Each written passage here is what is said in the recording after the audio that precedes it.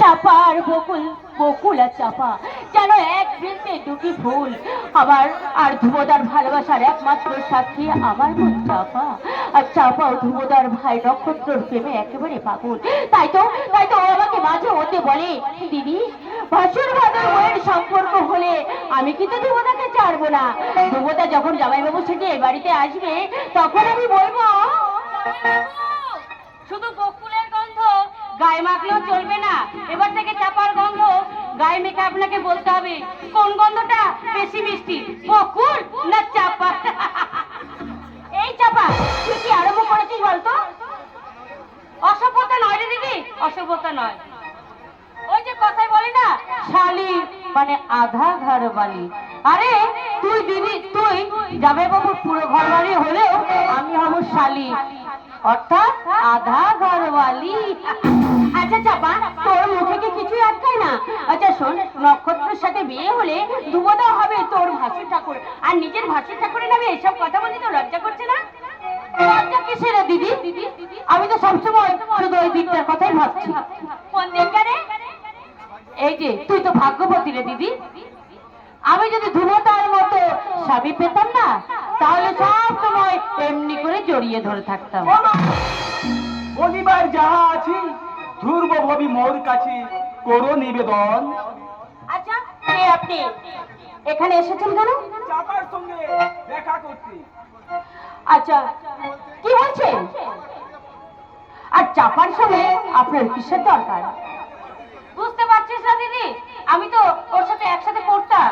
আরে পড়তিস মানে? পড়াশোনার লাট তো অনেক আগেই চোখিয়ে দিয়েছি। ও তাই তো ভুলে গেছি, আমি ওর সাথে স্কুলের না মানে কলেজে পড়তাম। থাক থাক, আর তোকে চালাকি করতে হবে না, তোর চালাকি আমি সব ধরে ফেলেছি। কি কি বুঝেছিস না দিদি? কথায় কথায় তুই যেমন তোতলাচ্ছিস, তাতে মনে হচ্ছে তুই ওর সঙ্গে নানা রঙে নানা রকমের তুই বন্ধনে আটকে পড়েছিস। ঠিক ধরেছেন দিদি, কোথায় আছে প্রেমের দেবতা অন্ধ? কাজে নানা বাঁধন নয়, ওর সঙ্গে আবার কানামাছির বাঁধন। এই তোমার বুঝি লজ্জা শরম নেই, তাই না? নিশ্চয় পড়ছি, তবে সেই পড়া স্কুল বা কলেজ ইউনিভার্সিটি নয়, সে পড়া তো প্রেমে পড়া। সর্বনাশ, তুমি তাহলে চাপার সঙ্গে? আগে হ্যাঁ, আপনি যেমন আমার দাদা ধ্রুবর সঙ্গে প্রেম চালিয়ে যাচ্ছেন, আমিও ঠিক তেমনি আপনার বোন চাপার সঙ্গে। থামো, তোমার কি লজ্জা বলে কিচ্ছু নেই? থাকবে কেমন করে? আমি তো আর ধ্রুব নই, আমি নক্ষত্র। তাই আমার তিনটি মালো দিয়ে এই ব্যানার্জির বাড়ি সবাইকে জানিয়ে দিয়ে গেলাম, এই বাড়িতে একা ধ্রুবর উদয় হয়নি, এই বাড়িতে আরেকজনের উদয় হয়েছে, তার নাম নক্ষত্র। নক্ষত্র? চুপ কর পোড়ামুখী, চুপ কর। তুই এতদিন তো ধ্রুবদাকে নিয়ে খুব ঠাট্টা করেছিস, এখন তলায় তলায় তুই যে নক্ষত্রের সামনে পেন চালিয়ে যাচ্ছিস, এই কথাটা তুই আমাকে বলিসনি তো? কেন বলবো? বলি কেন বলবো? এতদিন মনে মনে আমি তো শুধু ওই দিনটার কথাই ভাবছি। কোন দিনটা রে চাপা? এই যে এই ব্যানার্জি বাড়িতে আমরা দুই বোন যেমন হাসি ঠাট্টা করে আছি, তেমনি বিয়ের পরে এই আকাশপুরের গাঙ্গুলি বাড়িতে আমরা দুই যা হয়ে হাসি ঠাট্টা গানে গল্পে মেতে থাকবো। একটা ঘরে ধ্রুবদার হাতে হাত রেখে তুই, আর একটা ঘরে নক্ষত্রের হাতে হাত রেখে আমরা দুজনে এমনি ভাবে জড়িয়ে ধরে গাইবো আর বলবো, বন্ধু তোমার ভালোবাসা আমার পাগল করে দিয়েছে, পীড়িতের বান মায়েরা আমার তাকে নিয়েছে। বন্ধু তোমার ভালোবাসায় আমায় পাগল করে দিয়েছে, আমার ভালোবাসায়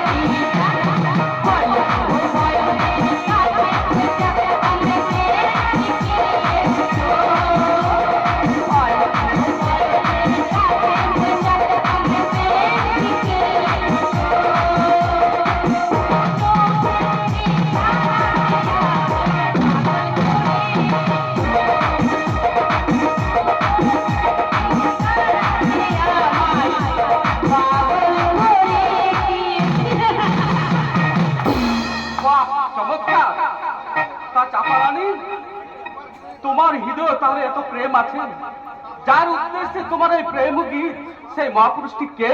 আপনি জামাই বাবু। আমি? হ্যাঁ, না গো না, তোমাকে বোকা পেয়ে ও একেবারে তোমাকে ধোকা দিচ্ছে। ও মনে মনে কার সঙ্গে ভালোবাসার বন্ধনে জড়িয়ে আছে জানো? কার সঙ্গে? আপনার সঙ্গে জামাই বাবু, আপনার সঙ্গে। আর চাপা, এ কি করলে চাপা? এখন তুমি আমাকে তোমার ওই জামাই বাবুর পোস্টে বসিয়ে দিলে? হ্যাঁ দিলাম, কারণ আজ হোক আর কাল হোক আপনি তো আমার জামাই বাবু হবেনি। আর চাপাই, তুই যাবি এখান থেকে কেন রে দিদি? তোর মানুষের উপর ভাগ বসাচ্ছি বলে তোর হিংসা হচ্ছে বুঝি? চাপা, তোমার দিদির হিংসা হলো, আমি কিন্তু আমার সমস্ত কিছু অর্ধেক ভাগ দিয়ে তোমাকে আমার ছোট গিন্নির পদে প্রমোশন দিলাম। দেখুন না জামাই বাবু, দেখুন দিদির মুখখানা কেমন রাগে একেবারে লাল হয়ে গেছে। তুই চিন্তা করিস না রে দিদি, চিন্তা করিস না, তোর এই মানুষটার উপর আমি ভাগ বসাবো না। তুই তো আমার মনের কথাটা সবই জানিস রে দিদি। কিন্তু এই জামাই বাবুর মতন যদি আমি পেতাম না কাউকে, তাহলে কি বলতাম জানিস? আর প্রেম জেগেছে আমার মনে, বলছি আমি তাই, আর তোমায় আমি ভালোবাসি, তোমায় আমি চাই। প্রেম জেগেছে আমার মনে, বলছি আমি তাই, তোমায় আমি ভালোবাসি, তোমায় আমি চাই।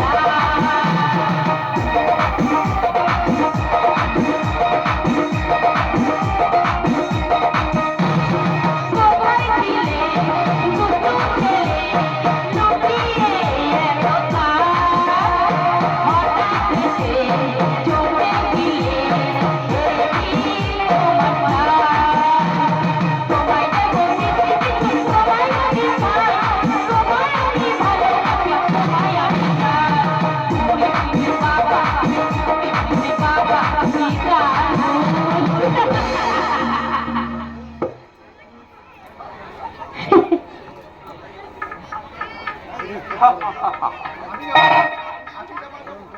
আচ্ছা, এখন আমি আসি জামাই বাবু। দিদির উপসী মনটা আপনাকে কাছে পাওয়ার জন্য একেবারে ব্যাকুল হয়ে আছে। তবে হ্যাঁ, যাবার সময় একটা কথা বলে যায় জামাই বাবু, আপনাদের ওই সাত পাকে বন্ধনের আগে আমার দিদিকে যেন আপনি আপনার বাহু বন্ধনে বেঁধে ফেলবেন না। চাপার কথায় কিছু মনে করলে না তো? চাপার যে একটা খুশির বাঁধনারা বন্যা, সে বন্যায় যখন আমি ভাসিয়ে নিয়ে যাই, তখন আমার মনে হয়, কি মনে হয়? হৃদয়ের এই গোপন উদ্যানে পাশাপাশি ফুটেছে দুই ফুল, যেন একে বিনতে দুটি ফুল, চাপা ও বকুল। দেবদা তুমি? আমি তো চাপার গন্ধ অনুসরণ করে একবারে বকুল তলায় এসে পৌঁছে গেছি, আর হৃদয় ভরে কুড়িয়ে নিয়েছি একরাত সুন্দরী সুগন্ধি বকুল। তোমার এই বকুল তার ভালোবাসার গন্ধে ভরাতে পেরে সে যে ধন্য হয়েছে। তুমি অনন্যা, তুমি অপরূপা, তুমি আমার নিঃসঙ্গ জীবনে আধার আকাশের মানে চির শান্তির চিন্ময় প্রতিমা। আর আর তুমি? আমি আমি তো তোমার চিরদিনে হাসি কান্না সাথী, আমি তো তোমার চিরদিনে হাসি কান্না সাথী।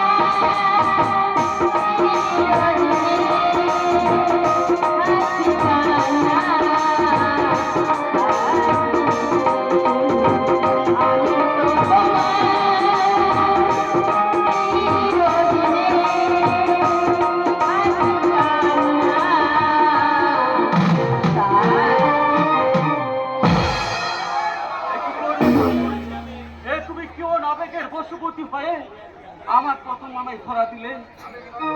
আবেগ নয় গো, আবেগ নয়, এই যে আমার অধিকার। তোমার প্রথম স্পর্শে আমার গভীরে কিসের হাতছানি, আমার অনুরাগে, আমার সর্বাঙ্গ জুড়ে কিসের কম্পন, আমার মধু মিলনের মাঝে তোমার যে প্রথম আমন্ত্রণ। তোমার আমন্ত্রণে আমি সারা দেবো বকুল, তবে আজ নয়, যেদিন তোমার আমার পবিত্র প্রেমকে সার্থক করতে পরিয়ে দেব তোমার এই স্মৃতিতে স্বীকৃতির সিঁদুর, সেই দিন বকুল। সেই সেই ভাগ্য কবে হবে আমার? তুমি যেদিনেই বলবে সেদিনেই আমি তোমাকে বরণ করে কাছে টেনে নেব। তবে এই নিন জামাইবাবু, মা মঙ্গলচন্দ্রের আশীর্বাদী সিঁদুর আদি আমার দিদির স্মৃতিতে পরিয়ে দিয়ে আপনি আমার দিদিকে স্বীকৃতি দিন। হ্যাঁ জামাইবাবু, হ্যাঁ। এই সিঁদুরের অধিকারে কেউ যদি কোনোদিন আপনাদের ভালোবাসাকে ভাঙতে আসে, এই সিঁদুরের স্বীকৃতিতে যে তারা কোনোদিন আপনাদের ভালোবাসাকে ভেঙে দিতে পারবে না জামাইবাবু। ঠিকই বলছি রে দিদি। বেশ, তবে তাই হোক চাপা। মন্ত্র উচ্চারণ নাই হলো, অগ্নিদেব সাক্ষী না থাকলো, আমি আমার সত্য আর আদর্শকে সাক্ষী রেখে এই মা মঙ্গল চন্দ্রের সিঁদুর আর বকুলের স্মৃতিতে পরিয়ে দেব। না গো না, এই কথা শুনে তোমার মা বাবা যে তোমাকে তিরস্কার করবে। আমি ভাববো ওটাই আমার সত্য রক্ষার একমাত্র পুরস্কার। তোমার ভাইরা যে তোমাকে ধিক্কার দেবে। না দিদি না, এগুলো কি করবে তা আমি জানি না, কিন্তু এই দুর্বল ছোট ভাই নক্ষত্র তোমার মতো দেবী প্রতিমা কি এই বিরাটি বাড়ি অন্ধকার থেকে তুলে নিয়ে গিয়ে তোমার ওই শ্বশুরের ভিজে স্বর্গের প্রতিষ্ঠা করবে? নক্ষত্র, এখানে আরে বুঝতে পারছে না জামাই বাবু, একেবারে শেয়ালে শেয়ালে কোলাকুলি। আমি তো তোমারই সহযাত্রী বলবা, তাই তুমি যেমন বকুল দেবীর ভালোবাসাকে স্বীকৃতি দিতে চাইছো, আমিও ঠিক তেমনি ওই বকুল দেবীর ছোট বোন চাপাকি আমাদের এই গাঙ্গুলি বাড়ির ছোট বউ করে নিয়ে চলার পথে এগিয়ে যেতে।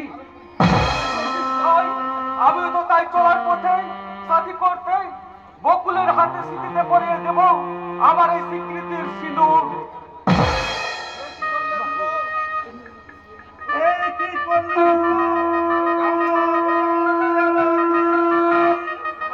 আমার ক্ষমা করবেন মাস্টার মশাই, সত্য রক্ষার তাগিদে এবং ভালোবাসার স্বীকৃতি দিতে আমি অন্যায় করতে বাধ্য হয়েছি। ভালোবাসার মর্যাদা তোমার কথা যে আমি কিছুই বুঝতে পারছি না ধ্রুব। মাস্টার মশাই, ধ্রুবদা আর দিদি দুজন দুজনকে ভালোবাসে বাবা। ভালোবাসি? হ্যাঁ হ্যাঁ বাবা, যদি কোনো অন্যায় করে থাকি তুমি তুমি আমাকে শাস্তি দাও বাবা। তবু তবু আমার ধ্রুবদাকে আমার কাছ থেকে দূরে সরিয়ে দিও না বাবা, দূরে সরিয়ে দিও না। স্বর্গীয় ভালোবাসাকে অস্বীকার করে আমার স্পর্ধা নেই রে মা, তবে আমার ভয় হয় খুবর মতো একটা সোনার টুকরো চাঁদের পাশে তোর মতো একটা ছোট্ট মাটির প্রদীপ আকাশে চাঁদ যখন এই মাটির পৃথিবীতে নেমে এসেছি, তখন সেই চাঁদকে বিসর্জন না দিই তাকে বরণ করাই উচিত। নিশ্চয়ই বরণ করে নেব। ধ্রুব আমার প্রিয় ছাত্র, আমার শিক্ষা আদর্শের ধ্রুবতারা, সেই ধ্রুব স্বেচ্ছায় আমাকে পুণ্যদায় থেকে মুক্তি দিতে এগিয়ে এসেছে। এ কি আমার কোন সৌভাগ্য! মাস্টার মশাই, তবে আমি এক অবসর প্রাপ্ত হতভাগ্য দরিদ্র শিক্ষক, তোমাকে হয়তো আমি যথাযোগ্য যৌতুক দিতে পারবো না বাবা, তবে স্বেচ্ছায় আমি যেটুকু দেব সেটা যেন তুমি খুশি মনে গ্রহণ করো বাবা। মাস্টার মশাই, আমি চাই শুধু আপনার কাছে প্রাণ ঢালা আশীর্বাদ। আমি প্রাণ ভরে আশীর্বাদ করি তোমরা চির সুখী হও। বাবা বাবা, মাস্টার মশাই, সিঁদুরের স্বীকৃতি সবচেয়ে বড় হলো লোকাচার আর সামাজিক অনুষ্ঠান করে আগামী শুভ লগ্নে আমি দেব তোমাদের আনুষ্ঠানিক বিবাহ। বাবা হুররে! কি আনন্দ, কি আনন্দ! আগামী শুভ লগ্নে আমার আমার দিদির সাথে এই জামাইবাবুর শুভ বিয়ে। আরে না না না না না, আসল বিয়ে তো আজ হয়ে গেছে, কিন্তু আপনারা সকলে ওই দিন আসবেন আর আমার দিদি জামাইবাবুকে প্রাণ ভরে আশীর্বাদ করে যাবেন। আমার আজ আনন্দের সীমা নেই। আমার কি কম আনন্দ হচ্ছে? আজ যে আমার জীবনের সবচেয়ে স্মরণীয় দিন। কিন্তু কিন্তু আমার যে বড় ভয় করছে দেবতা। ভয় কিসের বকুল? তোমার বাবা মা যদি আমাকে তিরস্কার করে? এই সুন্দর মুখখানে দেখলে হৃদয় মমতার ঝর্ণা ঝরে পড়বে। তুমি আমার বাবা মা তো মাটির মানুষ, তুমি দেখে নিও বকুল। আমার বাবা মা তোমাকে খুব সুন্দর ভাবে পালন করে নেবে। তাছাড়া আমাদের আনুষ্ঠানিক বিবাহের আগে আমি যেমন করে হোক আমার বাবা মা ভাইদের আমি বুঝিয়ে তুলবো। আর তবু যদি তাদের অসন্তের মাঝে না নেই, তবে আমি বাবা মায়ের পায়ে ধরে বলবো,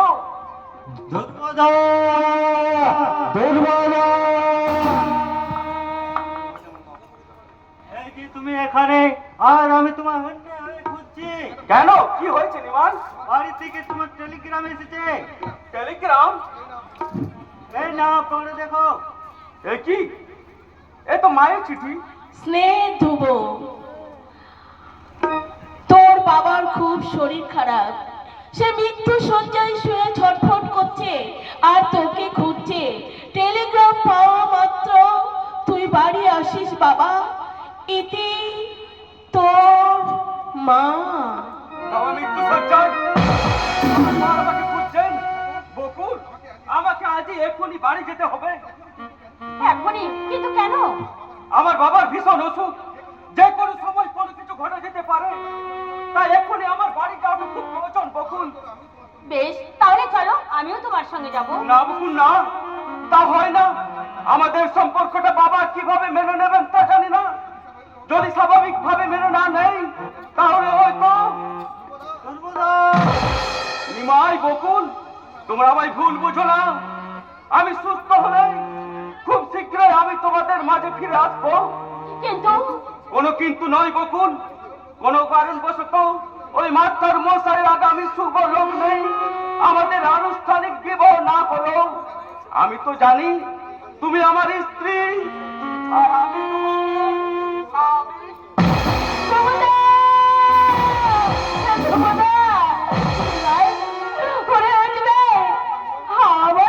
আমার মন কেন এত দুর্বল হয়ে পড়ছে বলতে পারিস ভাই? আমার মনে হচ্ছে আমাদের ঘর বসার সম্পর্কে করে একটা অঘটন ঘটতে চলেছে রে ভাই, অঘটন ঘটতে চলেছে। বকুল দিদি, দেখবে সব ঠিক হয়ে যাবে। দুর্বোধার মতো ছেলে তখন যেমন দায়িত্ব নিয়েছে, তোমার জীবনে সুখের অভাব হবে না, কোনোদিন সুখের অভাব হবে না। তোর কথা যেন অক্ষরে অক্ষরে পালন হয় রে ভাই। তাহলে তোকে আমি ছি ছি ছি ছি, আমি স্বার্থপরের মতো আমি কি ভাবছি? আমার স্বামীর বাবা, সে তো আমারও বাবা। সেই অচেনা অজানা সেই অসুস্থ মানুষটাকে আরোগ্য কামনা করি। মা বাবা ছোটের কাছে বলি, মা মাগো, তুমি আমার বাবাকে ভালো রেখো। মা, তুমি আমার বাবাকে ভালো রেখো, তুমি আমার বাবাকে ভালো রেখো।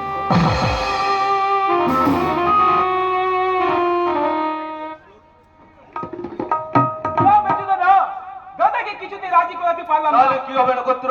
মৃত্যু শয্যায় শুয়ে থাকা বাবার শেষ ইচ্ছাটুকুটা পূরণ হবে না? আর সত্যি যদি এরকম অঘটন ঘটে যায়, তাহলে বাবার আত্মা যে স্বর্গে গিয়েও শান্তি পাবে না।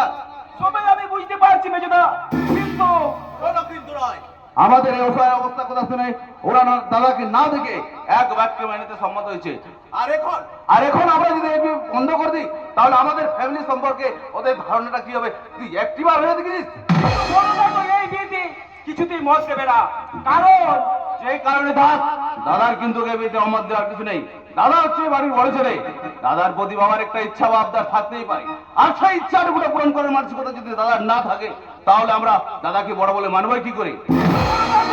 মানুষের মানুষ, কারো তো একটা ইচ্ছা অনিচ্ছা কথাটা তো আমাদের জানা দরকার। আরে কিসের ইচ্ছা অনিচ্ছা? বাবার যদি হঠাৎ কোনো কিছু হয়ে যায়, আমি কিন্তু দাদাকে কখনোই ক্ষমা করবো না। ক্ষমা করে স্বর্গ, তোদের এই প্রস্তাব কোনো মতে আমি মেনে নেওয়া সম্ভব নয়। সম্ভব না হলো তোমাকে মেনে নিতেই হবে দাদা। তোরা ঠিক বুঝতে পারছিস না? মেজদা বুঝতে না পারলো, আমি কিন্তু সবাই বুঝতে পারছি বড়দা। তবু তোমার কাছে আমি নিরুপায় হয়ে বলছি, হয় বাবার মৃত্যু শয্যায় শুয়ে থাকা শেষ ইচ্ছেটুকু। নক্ষত্র, তুই এই কথা বলছিস? কেন বলবে না দাদা, কেন বলবে না? তুমি শুধু একবারই বিয়ে জমা দাও, আমরা তোমার বিয়ের ব্যবস্থা করি। অর্ঘ, বিয়ের ব্যবস্থা সবকিছু ঠিক হয়ে আছে, সামনের সুলগ্নে আমরা তোমার। না রে অর্ঘ না, তোদের এই প্রস্তাব কোনো মতে মেনে নেওয়া সম্ভব নয়। তোমার কাছে তেমন কিছু চাইনি, শুধু এই শেষ সময়ে তোমার বিয়েটা নিজের চোখে দেখে যেতে চাই। আর এই চাওয়াটা কি পূর্ণ করতে পারবে না? পারতাম রামুদা, আমি সব কিছু ইচ্ছা করলেও করতে পারতাম, কিন্তু এই মুহূর্তে আমি যে বড় অসহায়। নিরুপায় হলো বিয়ে তোমায় করতে হবে দাদা বাবু। বৌদি মনিকে দেখলেই কথা বাবু যে সুস্থ হয়ে উঠতে পারে। রামুদা, আমি তোমাদের কেমন করে বোঝাই? তোমাদের কথা মতো এই বিয়ে করা আমার পক্ষে সম্ভব নয়। কারণ আমার যদি এই মুহূর্তে ভবিষ্যতে যদি কোনো কথা ঘটে যায়, বাবা যদি আরো শরীর খারাপ হয়ে যায়, না না এ সম্ভব আমি পারবো না। কেন পারবে না? কেন সম্ভব নয় ধ্রুব? তুই আমাদের প্রথম সন্তান, তোকে আমরা বেশি ভালোবাসা দিয়ে মানুষ করেছি, কিন্তু কিন্তু কেন কেন সম্ভব নয়? বল বল ধ্রুব। মাগো, তোমাদের এই কর্তব্য রক্ষায় আমি নিজেকে বলি দিতে পারি, কিন্তু আমার ওই সত্যকে বলি দিতে পারি না মা। ধ্রুব, কি কি তোর সেই সত্য ধ্রুব? আমি বলো দাদা, বলো, চুপ করে থাকো না, বলো। বলো বলবা, কোন সত্যকে সামনে রেখে তুমি এই বিয়েতে অমত করছো, সেই কথা মায়ের কাছে খুলে বলো। বলো বলদা বাবু, তুমি বলো। জানি না রামুদা, আমি কিচ্ছু জানি না, কিচ্ছু না। ধ্রুব, বড়দা বাবু, মাগো, আমি তোমাদের কথা রাখতে পারলাম না মা। তোমাদের এই ভাগা ধ্রুবকে ক্ষমা করো মা। দাঁড়া ধ্রুব, তাহলে তুই আমারও শেষ কথা শুনে যা। আমার কথা রাখতে আর তোর বাবার ইচ্ছা পূরণ করতে তুই যদি আমাদের কথা মতো বিয়ে না করিস, তাহলে তোর বাবার মরণ দেখার আগে তুই আমার মরণ দেখবি ধ্রুব।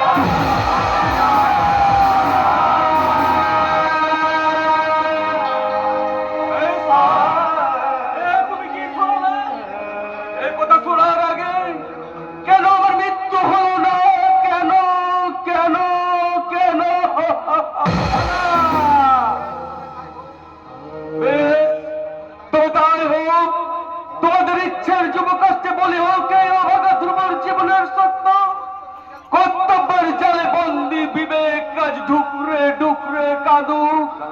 আরে অভাগা ধ্রুবন, আমার ভিখারি আদর্শ হারিয়ে যার কই মিথ্যার স্রোতে, তবু তোমাদের কথা হাসি মুখে ফুটাতে আমি কথা দিলাম, এ বিয়ে আমি করব, এ বিয়ে আমি করব, আমি করব। দাদা যখন এই বিয়েতে মত দিয়েছে আর কোনো চিন্তা নেই। তুমি ঠিক বলেছো বেজদা, তবে বিয়ে নয়, আমার মনে হচ্ছে দাদার সব মনের স্বপ্ন কি আমরা ফাঁসি দিলাম। ফাঁসি না, ফাঁসি নয়। এই আমার কর্তা বাবুর নতুন জীবনের বাসি। আমার মন বলছে এ তরি ডুববে না, আমাদের আশার তরি একটু একটু করে এগিয়ে যাচ্ছে সুখের মোহনায়।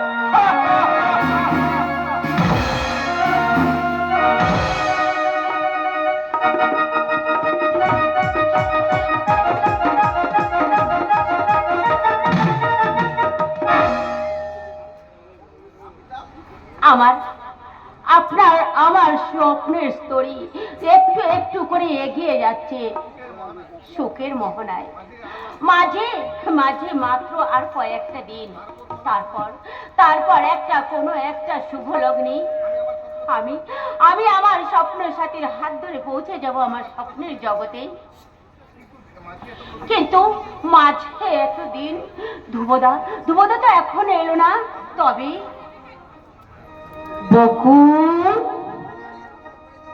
বকুল কে কে কে যেন আমাকে বকুল বলে ডাকছে। আমি তোমার ধ্রুবদা, তোমাকে নিয়ে যেতে এসেছি। ধ্রুবদা তুমি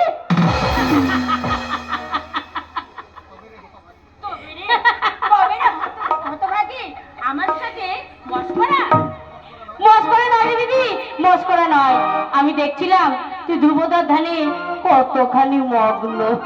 তোর সামনে যদি একটা শিয়াল ডাকে, তুই ধ্রুবদার গলা মনে করে ওই শিয়ালটার ডাকে তুই সারা দিবি, তাই না রে দিদি?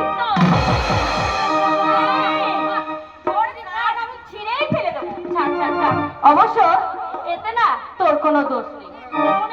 কাছে না থাকলে এইরকম সবার মনেই হয়। তবে তুই চিন্তা করিস না, এতদিন তোদের সাক্ষাৎ না হলেও সাক্ষাতে তোর সমস্ত পুষুতে আসলে একেবারে পুষিয়ে দেবে।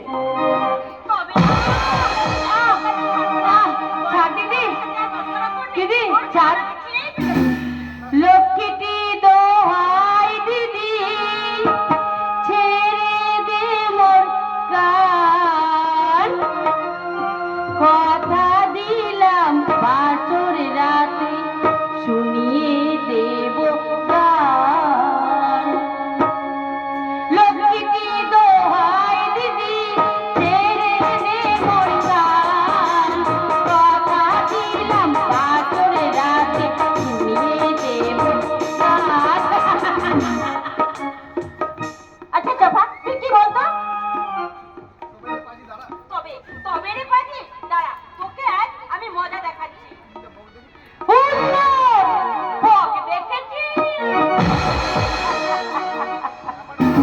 চাপাটা বড় দুষ্টু আর তেমনি মিষ্টি। ওর কৃত্রিম রাগের ভান থাকলেও ওই চাপাটা যেন আমার ভীষণ ভীষণ ভালো লাগে।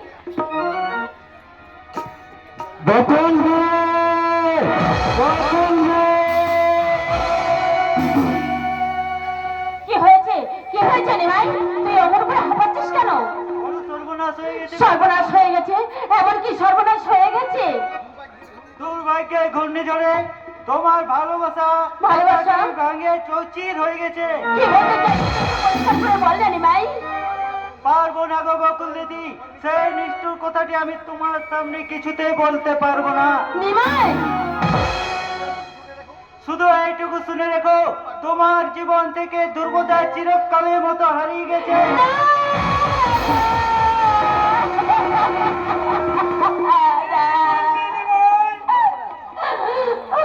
আমার বকুলের জীবন থেকে ধ্রুব না এ হতে পারে না, কখনোই হতে পারে না।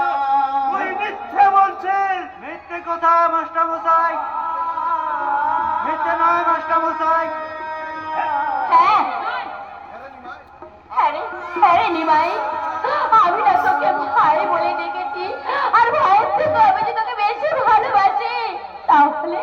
তাহলে কেন বল? তাহলে কেন তুই আমার মুখে বাজের আঘাত আনলি ভাই? বল না, এক কথাটা মিথ্যে বল না। তোমায় আমি মিথ্যে আঘাত দিতে আসিনি। দিদির মতো ভালোবাসি বলেই তোমার সর্বনাশের কথা শুনে আমি পাগলের মতো তোমার কাছে ছুটে এসেছি। কি সর্বনাশ! বকুল দিদি ভালোবাসাকে অপেক্ষা করে দুর্বদা আবার বিয়ে করেছে।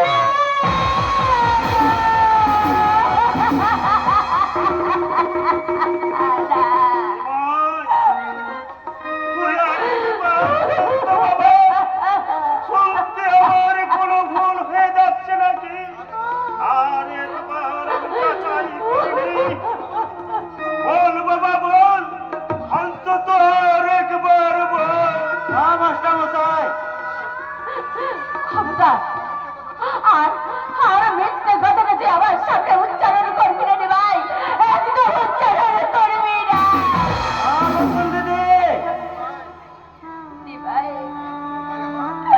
ভাই আমার বললা, তুই যে কথাটা বললি বললা ভাই, সব মিথ্যে মিথ্যে মিথ্যে নয়, সব সত্যি।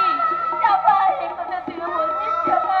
হ্যাঁ হ্যাঁ বাবা হ্যাঁ, ওই ধ্রুব নামের মিথ্যাবাদীটা আমার দিদিকে ঠকিয়েছে বাবা, চাপা তুই তুই এই কথা বলছিস চাপা? চাপার কোনো দোষ নেই দিদি, খবরটা আমি এই চাপাকে দিয়েছি। টাকার লোভে শহর থেকে তোমার ধ্রুবদা ওই বড় লোকের মেয়েকে বিয়ে করে আমার সত্য সাধনার ধ্রুব আজ লোভের আকাশে আশ্রয় নিলে, আমার আদর্শকে দু পায়ে মারিয়ে ধ্রুব আমার সঙ্গে প্রতারণা করলে, মানুষ গড়ার কারিগর হয়েও মানুষ চিনতে আজ আবার বড় ভুল হয়ে গেল। বাবা, মানুষ চিনতে আমি ভুল করিনি বাবা, তাই আমি বারবার বলছি বাবা, ধ্রুবদা কখনো আমার সঙ্গে প্রতারণা করতে পারে না। বড়দার উপর তোমার এখনো এত বিশ্বাস দিদি? হ্যাঁ ভাই হ্যাঁ, বিশ্বাস আছে বলেই তো আমি যে বেঁচে আছি ভাই। ভাগ্যের বিড়ম্বনে যদি সত্যি তোমার আমার জীবন থেকে সরে যায়, তাহলে আমি শুধু আমি আমার নিজেকে যে দোষারোপ করবো, তোমাকে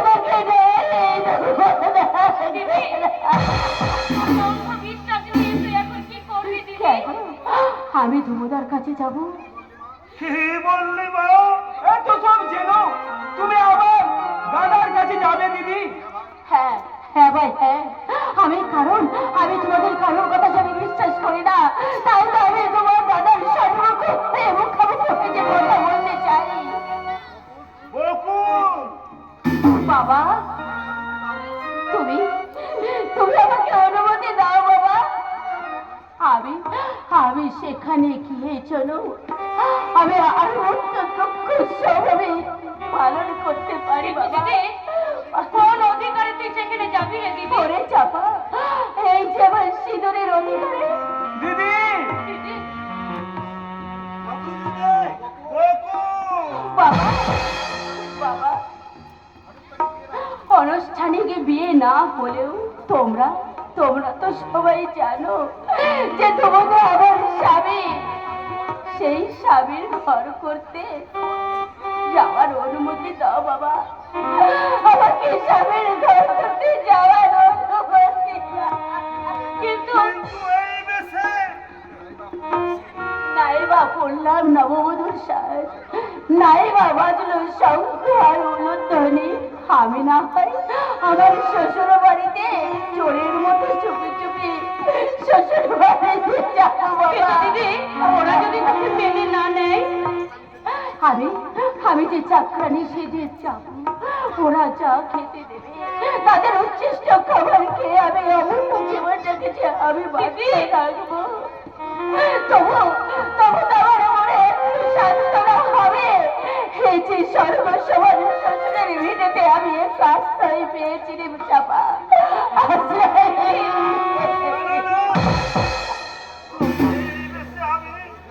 যেতে দেব না রে মা, তোর চোখে জল ঝরলে আমি যে মরেও শান্তি বাবা। পাবো না রে মা। না মাস্টার মশাই না, ভয় পাবেন না। এই দিদির জীবনে হাই চরম পরীক্ষা, এই চরম পরীক্ষায় দিদির পাশে আর কেউ না থাকলো, আমি তো থাকবো তার পাশে। আমার এই দেবী দিদিকে আহ্বান করে আমি নিয়ে যাবো তার শ্বশুরের ভিটে স্বর্গেতে। তুমি তুমি আমাকে আশীর্বাদ করো বাবা, আমার সব দুঃখ কষ্ট ভুলে আমি তো তার সেবা করতে পারি। সত্যি সত্যি সত্যি তুই চলে যাবি রে দিদি? বিয়ের পর মেয়েদের শ্বশুর বাড়িতে যাওয়াটা যে নিয়ম রে যাবা। দিদি তোরা তোরা আমাকে হাসি মুখে বিদায় দেব, তোদের হাসিতে হাসি মিলিয়ে আমি যেন স্বামী সংসার করতে পারি রে যাবা। তোদের হাসিতে হাসি মিলিয়ে আমি যেন স্বামী বিদায়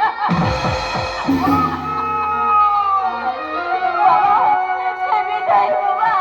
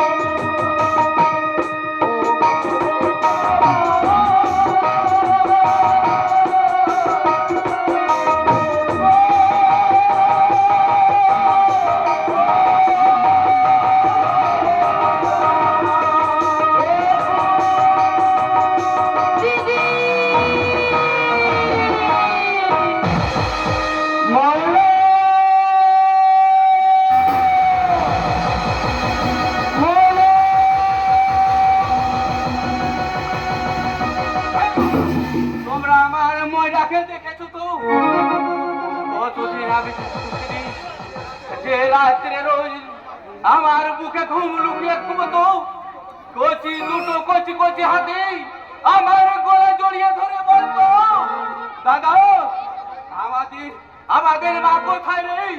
কতদিন তাকে আমি দেখিনি। তখন আমি ওই আধার আকাশে দিকে আগুল করে বললাম, ওই তারাগুলো দেখতে পাচ্ছিস ময়না? ওই তারাদের মাঝে মিশে গিয়ে আমাদের মা কেমন মিটি মিটি হাসছে তুই দেখতে পাচ্ছিস না ময়না? আমার ময়না আকাশের দিকে অপলক যে থাকতো আর আমি ঝর ঝর করে কাঁদত।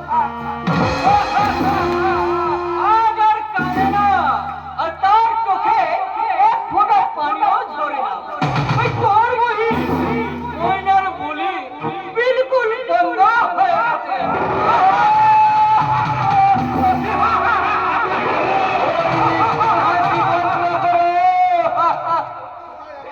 কোথায় কোথায় আমার ময়না? কতকাল তাকে আমি দেখিনি। ওই সেই বিশ্বাসটার আদেশে আমার বুক থেকে কেড়ে নিয়ে চলে গেল। আরেকটা দিনও তাকে আমি দেখতে পেলাম না। আচ্ছা আচ্ছা রমজান, ওরা আমার ময়নাকে কোথায় লুকিয়ে রেখেছে তুমি জানো? আমি দূর থেকে একটুকু চোখের দেখাই দেখে চলে আসবো। দয়া করে তুমি আমাকে সেখানে নিয়ে যাবে রমজান, নিয়ে যাবে। কিন্তু গিয়ে কোনো ফায়দা হবে না, কারণ তুই তোর ময়নাকে বিলকুল চিনতেই পারবি না। ময়নাকে আমি চিনতে পারবো না? পারবি কি করে? তোর ময়না যে এখন এই বস্তা বন্ধে এই লাশ হয়ে ওই গঙ্গার বুকে ভাসছে।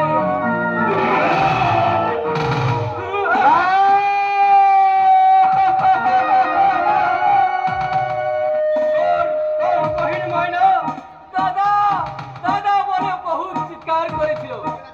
ওই ময়নাকে শান্ত করতে এই বস্তার ওই সারাশির মতো ওই শক্ত দুখানা হাত দিয়ে ওই ময়নার গলা থেকে চেপে ধরলো।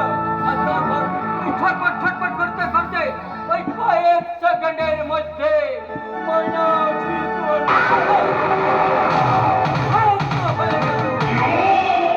তুমি চুপ করো, আর বলো না রমজান, আর বলো না।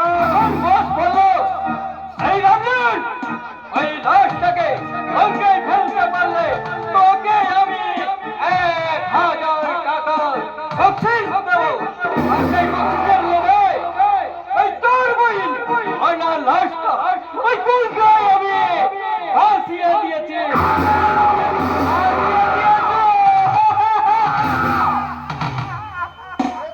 বেশ করেছো, বেশ করেছো। এই পবিত্রের গঙ্গার বুকে আমার ময়না যখন ভাসতে ভাসতেই সে একেবারে স্বর্গে পৌঁছে যাবে।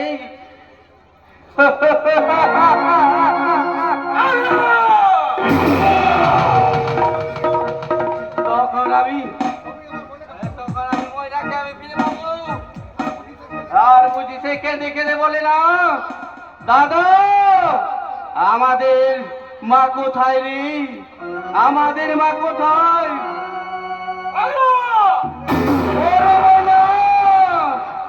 আর তোকে মায়ের কোলে যেতে হবে না, মায়ের মতো তুই একদিন আর আধার আকাশের দিকেই তারাদের মাঝে মাঝে মিশে গিয়ে মিটি মিটি হাসবি। আর আমি তোর দিকে চেয়ে চেয়ে বলবো, সে আবার ছোট বড় আদরের ছোট।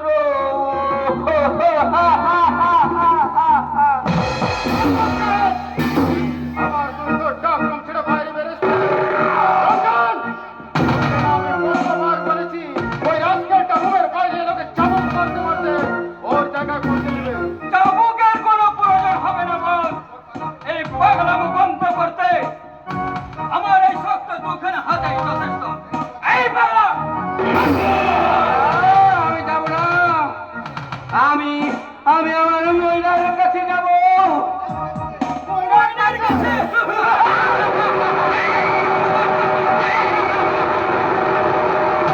মহিলার কাছে যাব। তোমরা তাকে ঘুম পাড়িয়ে ওই গঙ্গার বুকে শুয়ে রেখে দিয়েছো, কিন্তু যখন তার ঘুম ভাঙবে কে থামাবে তার কান্না? আমি তাকে কাঁদতে দেব না। তখন আমি ঘুম পাড়িয়ে রাখবো। ময়না, ময়না,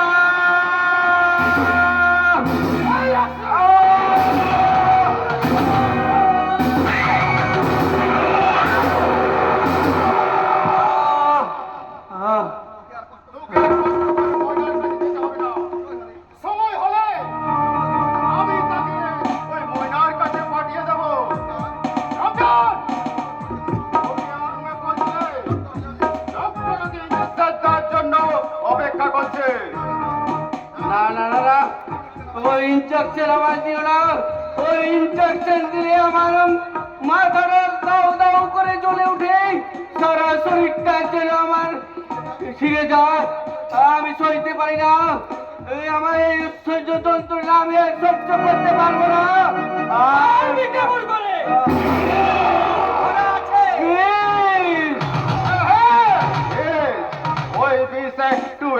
করে তোর সারা শরীরে ভরে দেব। আর সেই বিষ যখন তোর শরীরে প্রত্যঙ্গকে অকেজ করে তুলবে, তখন তুই বদ্ধ উন্মাদ হয়ে যাবি।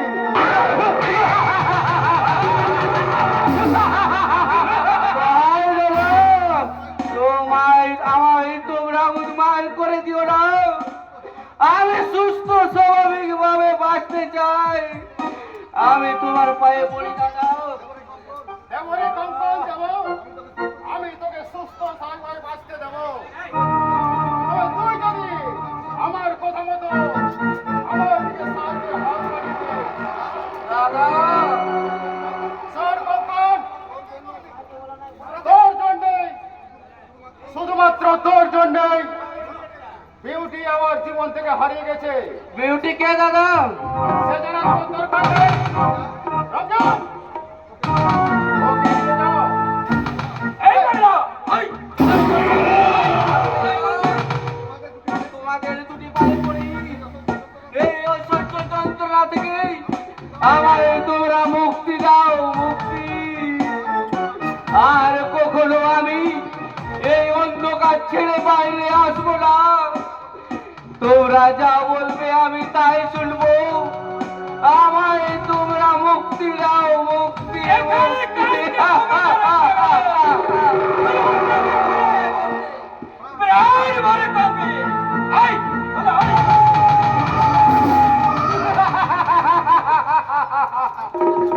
মুক্তি তোকে দেবো রে কঙ্কর, মুক্তি তোকে দেবো।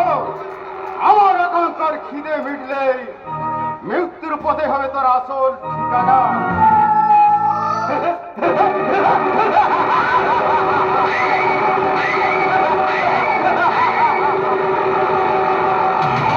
আমার বাবার রক্ষিতার ছেলে, বাবা মৃত্যুর আগে তোর সমস্ত সম্পত্তির অর্ধাংশ ওই কঙ্কনটা নামে উইল করে গেছে। আর সেই কথা জানতে পেরে আমার সব ভালোবাসা তুচ্ছ করে গায়ের ছেলে ধ্রুবকেই এই অপমান লাঞ্ছনা আমি কিছুই সহ্য করবো না। ওই সারা সুরের বাচ্চাকে আমি কে? না, খবর কি বল? खबर अच्छा नहीं है बॉस। আমি ফাঁস বাঁধলাম বটে, লেকিন দেখলাম কি আমি ফাঁস বাঁধবার পেরে মালটা दूसरे শিকারের পাশে ধরা পড়ে গেল। না না না না, বিউটি নয়, ওই মালটার নাম চাপা। ইয়েস বস, বাপর জালে শিকার যেমন আষ্টে পৃষ্ঠে ভাবে তৈরি পড়ে, তেমন ওই চাপা মালটা আমার ভালোবাসার জালে বিলকুল জড়িয়ে পড়েছে। তাই ওর প্রেমিকটার পরিচয় জানতে পেরেছো? না বস, শুধু এটুকু জেনেছি সে হলো একটি আর্টিস্ট। হ্যাঁ বস, সে বকুল চাপার ছড়ানো সন্ধ্যা সোনার গা। তার তো সেই বকুল চাপার গন্ধতে দিলটাকে মাতোয়ারা করতে আমি সোনার গায়ে প্রবেশ করলাম। তারপর তারপর দেখলাম পদ্ম দিঘির কালো পানি কলসি কাকে নিয়ে পাহাড়ি রং ছোঁয়া ছোঁয়াতে পথ চলতে শুরু করেছে। আপনার সে খাবে ভুল চাপা। এই পাহাড়ি রং তো সর্বাঙ্গ উঠে উঠছে একরাশ যৌবনের ঢেউ। শরীরে ভাজে ভাজে জমে আছে অসংখ্য মধুরা মোচা। আর সেই আর্টিস্ট তার আপন মনে এঁকে চলেছে সে মাতোয়ারা যৌবনের তসবির। এর তসবির?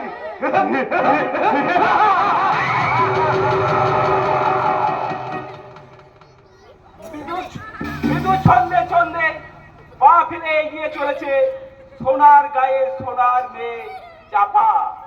কাকে জল ভরা মাটির কলসি, কাজল কালো এলো চুলে যেন পদ্মদিঘির ঢেউ খেলা করছে।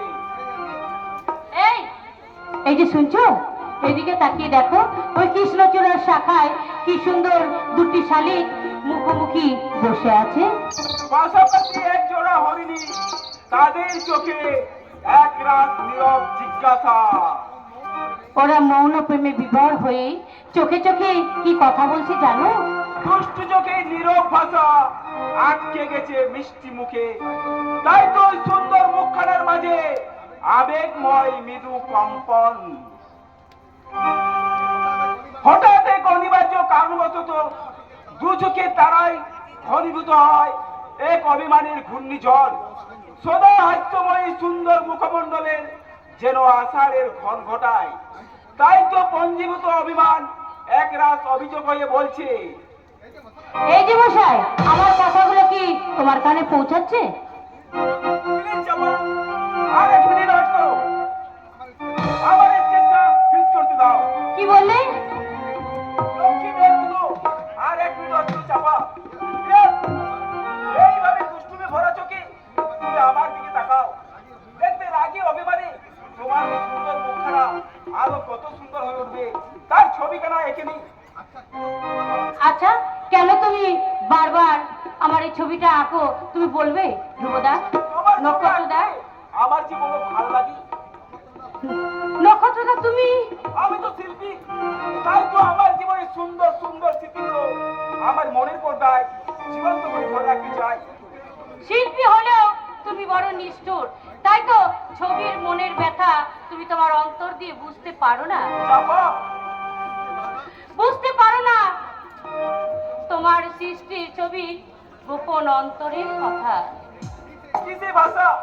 বলো না চাপা, কি সে ভাষা? চোখের ভাষা যদি বুঝতে পারি, কথা যদি শুনতে পারি, চোখের ভাষা যদি বুঝতে পারি, না বলা কথা যদি শুনতে পারি, তবে করিনি তবু আমি একটু। তুমি যে আমার, তুমি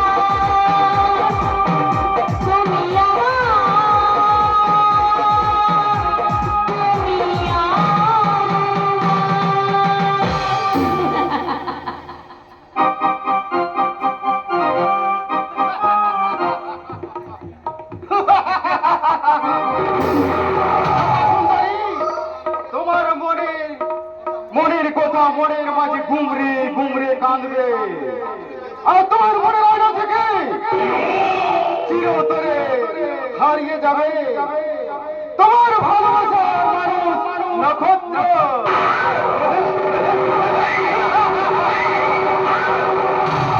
ওই নক্ষত্রকে আমি দুনিয়া থেকে সরিয়ে দেবো বস। ওই চাপা সুন্দরকে লোভের জালে ফেলে লালসার শিকার বানালে ও আপনা আপনি ওই নক্ষত্র থেকে সরে যাবে। তাহলে আমার এখন কি ডিউটি আছে বস? ওই চমৎকারকে লোভের জাল ফেলে নাটক করবে। মালটাকে তুলতে পারো তো ভালো, নইলে যে কোনো প্রকারে আমার সামনে এরা হাজির করবে।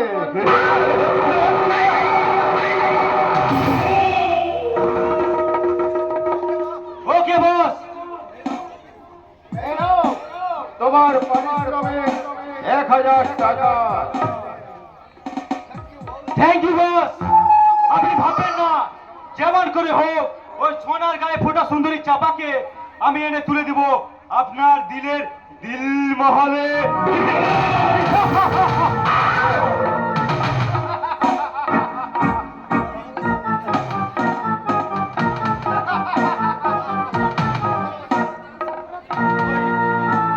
চাপা সুন্দরী ভালোবাসা, বিউটির ভালোবাসার চেয়ে আমি তার ভালোবাসা পাইনি, তাই আজ আর ভালোবাসা নাই। এবার থেকে শুধু মধু খাবো, ওই চাপা সুন্দরী তাজা মধু। আর আমার হোটেল মডেল বানিয়ে ওই চাপাকে তুলে দেবো একাধিক ধন কুবের বানিয়ে। তারা রাতের মতো প্রেমের সুবাসে মৌজ বানাবে আর আমার হাতে তুলে দেবে গোছা গোছা টাকা।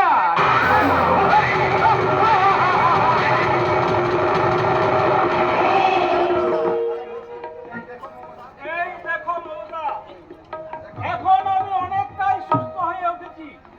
বুকের মাঝে যন্ত্রটা কোথায় যেন মিলিয়ে গেছে। কথা বলতো আমার আর কোনো ভয় হয় না। তবুও ডাক্তার বাবু তোমাকে বেশি কথা বলতে বারণ করেছে। তোমরা অযথায় ভয় খাচ্ছ মমতা। দেখে নিও আমার আর কিচ্ছু হবে না। ধ্রুব এ যাত্রা আমায় বাঁচিয়ে দিয়েছে। জানো মমতা, ধ্রুব যে আমার বহু সাধনার সম্পদ। ধ্রুব আমাদের স্বপ্নের একমাত্র ধ্রুবতারা। তোমার বিয়েতে তুমি ভীষণ খুশি হয়েছে তাই না? খুশি নয় মমতা, এই যেন আমার জীবনের একটা মস্ত বড় সান্ত্বনা। মৃত্যুর পূর্বে পিতার কর্তব্যের একটা অন্তত পালন করতে পেরেছি, তাই তো আমি মৃত্যুর জন্য আর ভয় করি না। ছি ছি ছি ছি ছি, আমার অলক্ষণের কথা তুমি একদম বলবে না। ভেবো না মমতা, এত সহজে আমি মারা যাব না। তোমার শ্রদ্ধা ভক্তি ও ভালোবাসার বন্ধন ছিন্ন করেই যমরাজ আমাকে তোমার কাছ থেকে কেড়ে নিতে পারবে না। তাই যেন হয় গো, তাই যেন হয়। আমি যেন আমার হাতে শাখা সিঁদুর দিয়ে আমি যেন অক্ষয় স্বর্গ লাভ করতে পারি। তা বললে কি হয়? এই জীবনের রঙ্গমঞ্চে যারা আগে প্রবেশ করেছে, প্রস্থানের পথটা যে তাদের জন্য আগে খোলা থাকে মমতা। অসভ্যতা একটু থাকতো, এবার বিশ্রাম করবে চলো। আজ ধ্রুবর ফুলসজ্জা, কিন্তু ধ্রুব যখন শুনবে যে তুমি এত রাত পর্যন্ত জেগে আছো, তাহলে হয়তো এসে বলবে এ কি বাবা, তুমি এখনো জাগন্ত আছো? অসুস্থ কোথায় ধ্রুব? আমি তো এখন পুরোপুরি সুস্থ। মনের দিক থেকে সম্পূর্ণ সুস্থ হলেও শরীর দিক থেকে সম্পূর্ণ সুস্থ নন বাবা। তাই বলছি, ছেলে মানুষ না করে আপনি বিশ্রাম নেবেন, চলুন।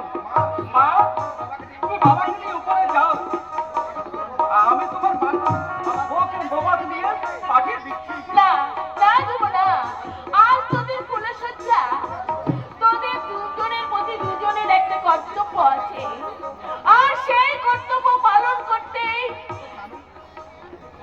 কোন স্বামী স্ত্রী আদর্শ হয় না। মা, তোর বাবার জন্য তুই চিন্তা করিস না ধ্রুব, আমি তো আছি। তুই যা যা বাবা যা, বৌমা ফুলসজ্জার ঘরে তোর জন্য অপেক্ষা করে বসে আছে, যা। বেশ, তবে তাই হোক মা। তোমাদের ওই আশীর্বাদ পাথেয় করে আমি নতুন জীবনের পথে পা বাড়ালাম।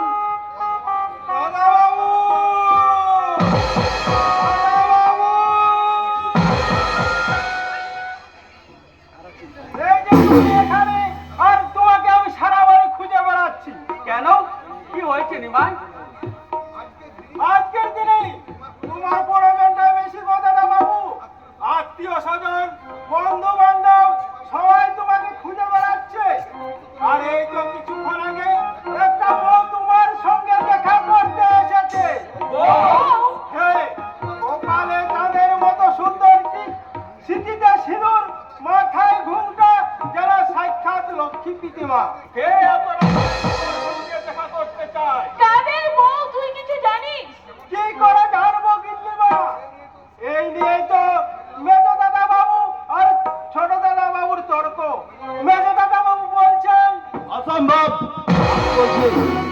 রাত্রে এক অজ্ঞাত পরিচয়হীন মহিলার সঙ্গে দাদার কোনো মতেই দেখা হবে না।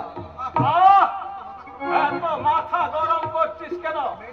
মেয়েটিকে কোথা থেকে বাসে এসেছে? আমি তা কেমন করে জানবো?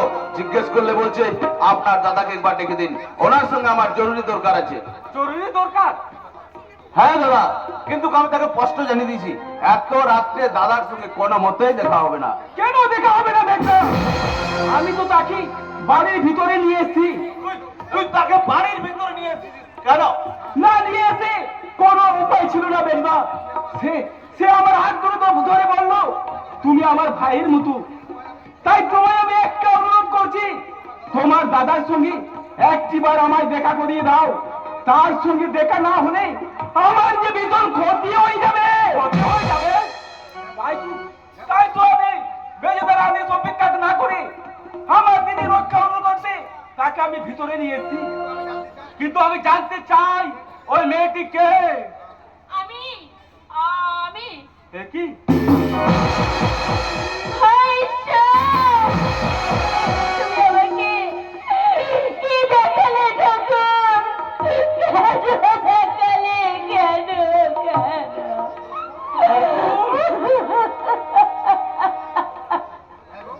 হ্যাঁ গো, তুমি তুমি সত্যি সত্যি বিয়ে করে ফেলেছো। আমি যে এক মুখ আশা দিয়ে আমি তোমার কাছে ছুটে এসেছি। বলো না গো, তুমি সত্যি সত্যি বিয়ে করেছো? হ্যাঁ হয়ে গেছে, এবং আজই তার ফুলসজ্জা। ফুলসজ্জা? কেন এসেছো বকুল? কেন তুমি আমার কাছে এইভাবে ছুটে এসেছো? আমি যাও, চলে যাও এখান থেকে। আর কখনো কোনো আশা নিয়ে তুমি আমার কাছে ছুটে আসবে না। আমি জানতে চাই ওই মেয়েটির সঙ্গে তোর কিসের সম্পর্ক? বাবা, কেনই বা ও তোর সঙ্গে দেখা করতে এসেছে? আর এত রাত্রে কেনই বা ওকে এখান থেকে চলে যেতে বলছিস? বাবা, দেরি করছিস কেন? আমার কথার উত্তর দে। হ্যাঁ গো, ওর সঙ্গে তোর কিসের সম্পর্ক? বলো দাদা বাবু, এই লক্ষ্মী প্রতিবারের মতো মেয়েটি তোমার কে? আচ্ছা, একটা অজানা অচেনা অপরিচয়হীনা মহিলার সম্বন্ধে সবাই কৌতূহলের কারণটা কি জানতে পারি? কারণ নিশ্চয় একটা আছে বেজুদা। নাই এই ভদ্র মহিলা এত রাত্রে দাদার কাছে ছুটে আসবে কেন? বলো বড়দা, বলো এই ভদ্র মহিলাকে তুমি চিনতে পারছো কিনা? ওর সঙ্গে আমার মানে ঝিয়ের সম্পর্ক। বকুল, জাগরানে হ্যাঁ গো বাবা মশাইরা, আমি যে ওদের বাড়ির চাকরানি। উনি যখন আমাদের ওখানে থাকতেন না, আমি ওনার সব কাজ করে দিতাম। চাকরানি যদি, তাহলে তুমি বুড়ো বিয়ের কথা শুনে এরকম করে হাহাকার করে কেঁদে উঠলে কেন? দুঃখে গো মা, দুঃখে। তুমি আমাকে মা বললে, কিন্তু তোমার দুঃখটা কি সেটা আগে খুলে বলবে তো? বাবু আমাকে বলেছিল, বকুল যখন আমার বিয়ে হবে তুমি তখন ওর সম্মুখে দাঁড়িয়ে শাঁখ বাজাবে, উলুধ্বনি দেবে। বকুল, তাই আমার অজান্তে বাবুর বিয়ে হয়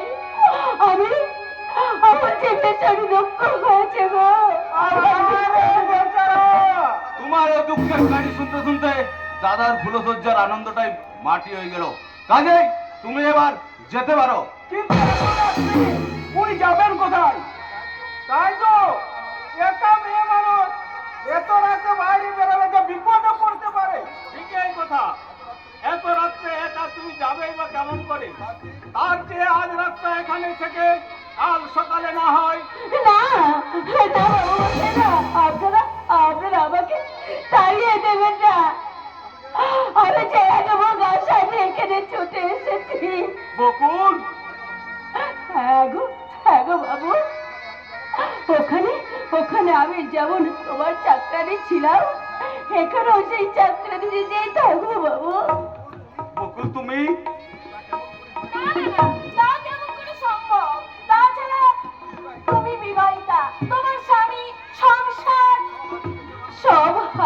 গেছে মা। আজ আমি একা, শুধু একা। তাই তাই আমি আপনাদের কাছে অনুরোধ করে বলছি, আপনারা দয়া করে আমাকে এখান থেকে তাড়িয়ে দেবেন না। আপনারা যা বলবেন আমি তাই করব, আপনারা যা খেতে দেবেন আমি তাই খাবো।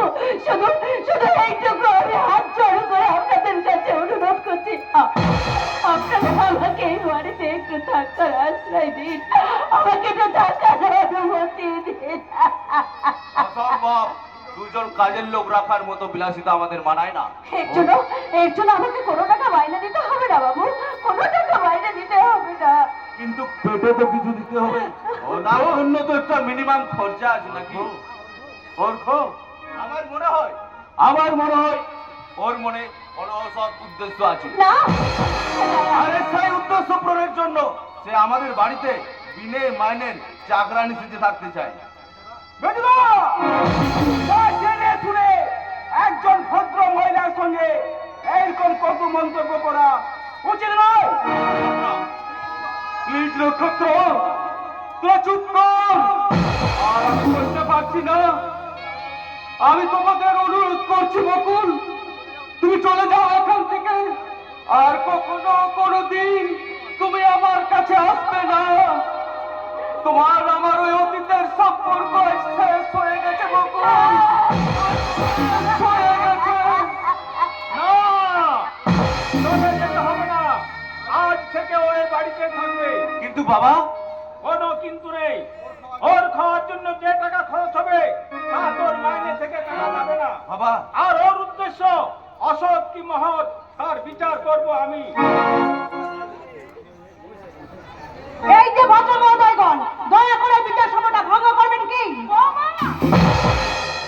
হ্যাঁ হ্যাঁ আমি। আপনারা এই চাকরানি টাকা পেয়ে যাবে মাতামাতি করছেন, তাতে মনে হচ্ছে আপনাদের ছেলের বিয়ের থেকে চাকরানি পাওয়ার আনন্দটা আপনাদের কাছে অনেক বড় হয়ে দাঁড়িয়েছে। আচ্ছা বৌমা, আস্তে কথা বলো বৌমা। বাড়িতে আত্মীয় স্বজনরা রয়েছেন, তারা সবাই শুনতে পাবেন। তাই পাবে, তাতে আমার কি? বিউটি, তুমি কি ভুলে গেছো আজ আমাদের ফুলসজ্জা? আর এই ফুলসজ্জার জন্য সারা রাতকে আমি তোমার জন্য অপেক্ষা করে বসে থাকবো? তোমার ঘরে যাও বৌমা, ধ্রুব একটু করে যাচ্ছে। না, ধ্রুব এক্ষুনি আমার সঙ্গে যাবে। তুমি বললে বৌদি বলে স্বামীর নাম তুমি মুখে আনলে। কেন? স্বামীর নাম মুখে আনলে মুখে কি ফসকা পড়ে যাবে নাকি? কিন্তু তোমার কি জানা নেই, স্বামীর নাম মুখে ধরলে স্বামীকে অসম্মান করা হয়, আর স্বামী হচ্ছে মেয়েদের কাছে দেবতা। দেবতা দেবতা বলে মানবে এইসব ছোট গাইয়াল মেয়েরা? আমার মতো উচ্চ শিক্ষাটা মেয়ের কাছে স্বামী মানে তো বন্ধু। চমৎকার বৌমা, চমৎকার। তোমাদের ওই শিক্ষার সিলেবাসের সঙ্গে সঙ্গে বোধ হয় রুচি আর চরিত্রের সিলেবাসটাও তোমরা পাল্টে ফেলেছ। তাই তো তোমার মতো অসংখ্য শিক্ষিত শিক্ষকের পরিচয় তোমাদের কাছে টিচারের হিসাবে হয় বন্ধু, আর শ্বশুর শাশুড়ি হয় চাকর বা চাকরানি। বাবা, জানিস ধ্রুব, মৃত্যু শয্যায় শুয়ে শুয়ে আমি স্বপ্ন দেখতাম আমার ধ্রুবর বিয়ে হবে, মনের মতো বউ মানবো। আমার কথা রাখতে ধ্রুব বিয়ে করলো, কিন্তু যাকে আনলো সে বৌমা নয়, একটা বৌমা।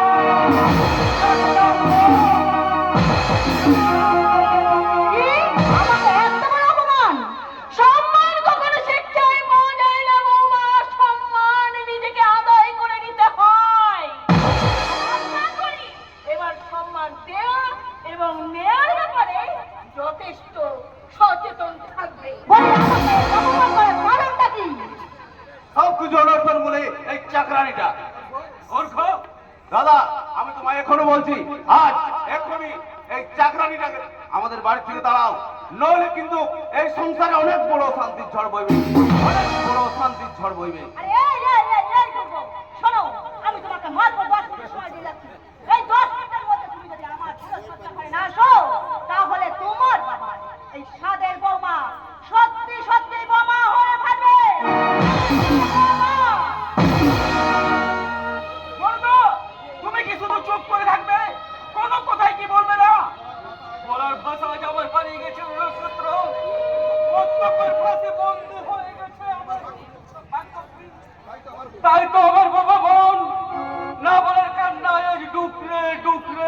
যাচ্ছে।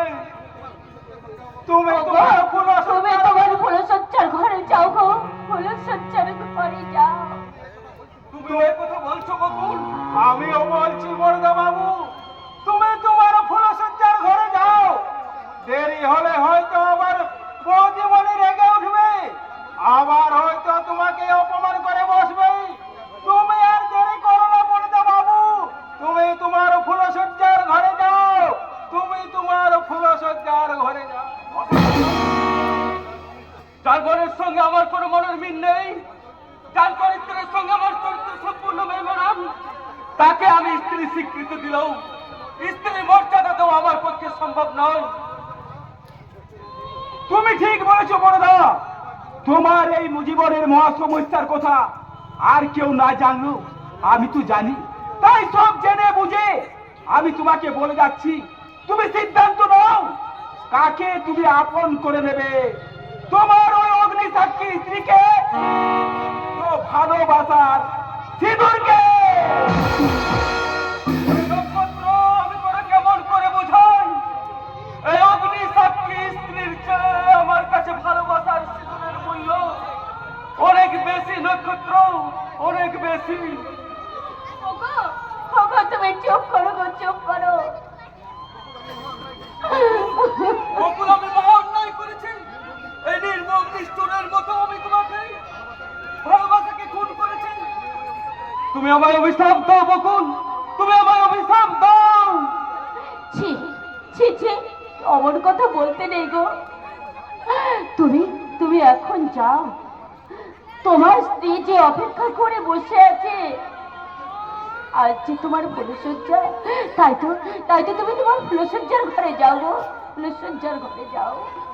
তুমি কি বকুল, নিজের স্বামীকে অন্যের হাতে তুলে দিতে তোমার হৃদয় একটুকু হাহাকার করছে না?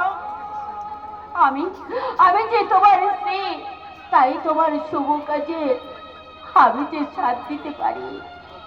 বকুল, তুমি তুমি ভেবো না গো, তুমি ভেবো না, তোমার আমার সম্পর্ক স্বয়ং ঈশ্বর ছাড়া আর কেউ জানবে না গো, আর কেউ কোনোদিন জানবে না। এখানে এখানে থাকবো আমি সারা জীবন তোমার চাকরানি হয়েই থাকবো গো, চাকরানি। এখন এখন তুমি যাও তোমার ফুলশয্যার ঘরে। না বকুল, আমি তোমাকে ছেড়ে কখনো আয়ু বিউটির কাছে যাব না। আমার আমার মাথাতে বেরোলো তুমি, আমি আমি তোমার রুটি খাই করি। ওগো, তুমি তোমার ফুলশয্যার ঘরে যাও। তোমার চোখের জল দিয়ে লেখা হোক ওই জীবনে আমার জীবনের নতুন ইতিহাস, তোমার আমার ফুলশয্যার ইতিহাস, আর আমার মুখ্য কান্নার সুর হোক শুনো তোমার ফুলশয্যার সানাই।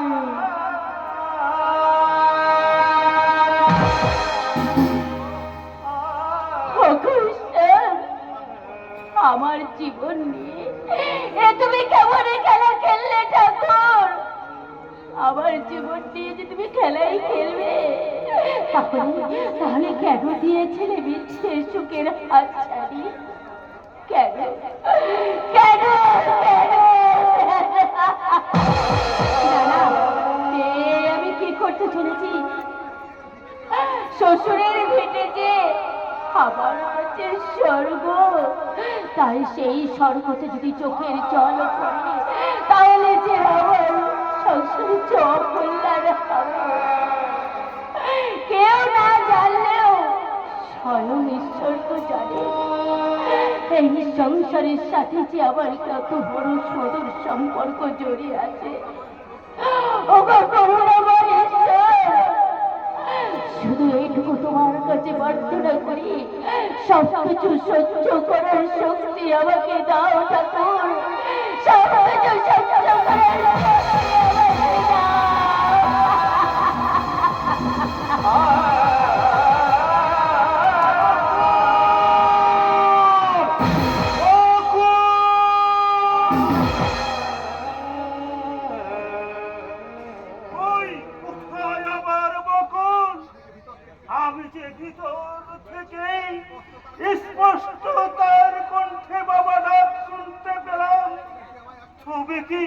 তুমি কি আমায় আসতে দেখে সে কাছেই কোথাও লুকিয়ে পড়েছে আমায় অবাক করতে? এখনই হয়তো পিছন থেকে ছুটে এসে আমার গলা জড়িয়ে ধরে খিলখিল করে হেসে উঠবে। আমি বরং এইখানটাতে একটু বসি, আর একটু করে হয়তো বকুল এসে আমায় জড়িয়ে ধরে বলবে, বাবা বাবা তুমি একা একা বসে কার কথা ভাবছো বাবা? বকুল মা। বাবা কই কোথায় দিদি? না মানে বাবা আমার বড় ভুল হয়ে গেছে রে মা। বকুলের কথা ভাবতে ভাবতে আমি যেন আমার বাহ্যিক জ্ঞানটুকু হারিয়ে ফেলেছি। তাই তো শয়নে স্বপনে আমি যেন স্পষ্ট তার কণ্ঠে চোখের সামনে ভেসে ওঠে ওই আলিয়ার মতো করুণ মুখখানা। বাবা তুমি কোথায় দিদির কথা ভাবছো? আমি বলছি দিদি সেখানে খুব ভালো আছে। অযথা নয় রে মা, আজ 7 দিন হয়ে গেল বকুলের কোনো সংবাদই পেলাম না। মেয়েটা যে কেমন আছে, কিভাবে আছে, কোথায় আছে, তা একমাত্র ঈশ্বরই জানে। আমি বলছি দিদি খুব ভালো আছে, আর দিদির শ্বশুর বাড়ির লোকেরা নিশ্চয়ই দিদিকে মেনে নিয়েছে, তা না হলে দিদি কবে ফিরে আসতো? এ তুই কি বলছিস মা? আমার বকুল ভালো আছে? ওরা সবাই ওকে যথাযোগ্য মর্যাদা দিয়ে মেনে নিয়েছে। হ্যাঁ নেবেই তো, খুবর মতো আদর্শবান ছেলের মা বাবা কখনো নিষ্ঠুর হতে পারে না। বাবা আমার কি মনে হয় জানিস মা, নিন্দুকেরা হয়তো নিন্দে করে ঝুমর নামে মিথ্যে অপবাদটা রটিয়েছিল। নিমা এলে ওকে একটু বেশ করে বকে দিচ্ছে মা। বাবা নিমাইদার কি দোষ বলো তো? নিমাইদা যা শুনেছে তাই তো বলেছে। হ্যাঁ হ্যাঁ, নিমাইয়ের আর কি দোষ, সে যা শুনেছে তাই তো বলেছে। না না, ওর কোনো দোষ নেই। আমি বরং এক কাজ করি, আজই একবার আমি বকুলকে। আজই যাবে বাবা? হ্যাঁ রে মা, কতদিন মেয়েটাকে দেখিনি, মনটা বড় ছটপট করছে রে। বাবা তাছাড়া বিয়ের পর নতুন মেয়ে জামাইকে একসঙ্গে নিয়ে আসতে হয়। আমি বরং এক্ষুনি কি হলো বাবা? শ্বশুর বাড়ি যাওয়ার সময় বকুলকে আমি কিছু দিতে পারিনি, আর যদি ওর জন্য একখানা শাড়ি আর ধ্রুবর জন্য একখানা চোস্তা পাঞ্জাবি না নিয়ে যেতে পারি, আমি যে ভীষণ ছোট হয়ে যাব রে মা। অথচ আমার কাছে তেমন কিছু নেই যা দিয়ে আমি। এক কাজ করলে হয় না বাবা? মায়ের ওই সোনার বালা জোড়া দুটো বিক্রি করে না হয়? না রে চাপা না, ও ভাবির তাড়নায় তোর মায়ের সমস্ত গয়না আমি বিক্রয় করে ফেলেছি। এই তারে শেষ স্মৃতিটুকু আমি আর মুছে ফেলতে চাই না রে চাপা। তবে তাই ভালো। তবে আমি বলছিলাম কি, এখন না পারলেও দিদি জানিব বাড়ি যাওয়ার সময় তুমি যদি তাদেরকে নতুন জামা কাপড় পরিয়ে পাঠাতে, তাহলে হাতে 2 দিন সময় পেলে তুমি ঠিক টাকার ব্যবস্থা করে ফেলতে পারতে। তুই ঠিক বলেছিস রে মা, 2 দিন হাতে সময় পেলে আমি ঠিক টাকা জোগাড় করে নেব। তাহলে আমি বেরোচ্ছি রে মা, সম্ভব হলে কালে আমি ওদেরকে সঙ্গে করে নিয়ে আসবো, আর নিমাইয়ের হাতে আমি বাজার করে পাঠিয়ে দেবো। কাল তুই যেন আগে থেকে রান্না বান্না সবকিছু করে রাখিস, কেমন? তাই হবে বাবা। কি মজা কি মজা! কতদিন পরে আমার দিদি আমাদের বাড়িতে আসবে, কতদিন পর আবার ধ্রুবদার সঙ্গে দেখা হবে। না না, আর আমি জামাইবাবু বলেই ডাকবো। তাই জামাইবাবু এলে আমি বলবো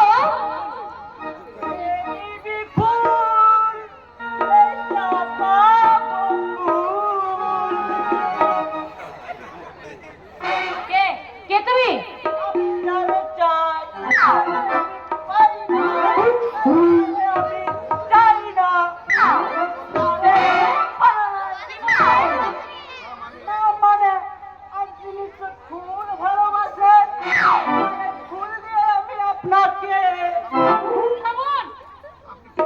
আপনি আপনি কে বলুন তো?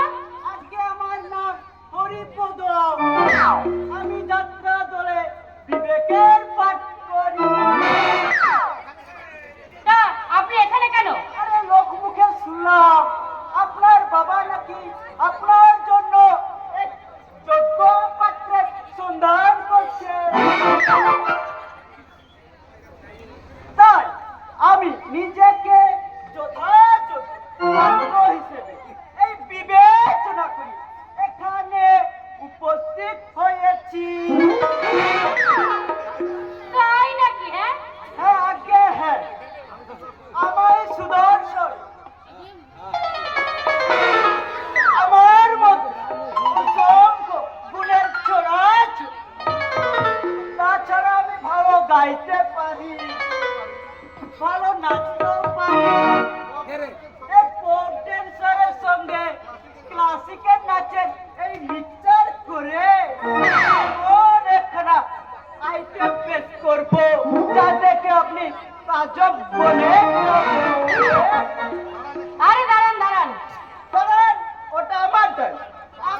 দাঁড়ান একটুকু নেচে দেখাচ্ছি। থামুন থামুন, আপনার নাচটা পরে দেখালেও চলবে। তাহলে আপনার বাবাকে ডাকুন। আমার বাবা এখন বাড়িতে নেই। নেই, আগে বলবেন তো। কি বললেন? আগে বলুন আমাকে আপনার পছন্দ হয়েছে কিনা। আপনাকে আবার পছন্দ হবে না? আরে আমার বিয়ে আমি এক ঘটক যোগাযোগ থেকে এই ছাদনা নিজেই সামনে দিন। ডাকুন, আপনার বাবাকে ডাকুন। আমি বললাম তো আমার বাবা বাড়িতে নেই। নেই? আরে আগে বলবেন তো। কি বললেন? বলুন আমাকে আপনার পছন্দ হয়েছে কিনা। আপনাকে আবার আবার পছন্দ হবে না? আমি হলে সুদর্শন, সুস্বাস্থ্যবান। কোথাও দেখছি ভীষণ তাই নাকি? হ্যাঁ, এবং আপনিও মানে তুমি না, মানে ভীষণ মিষ্টি। এই তোমার চুয়ে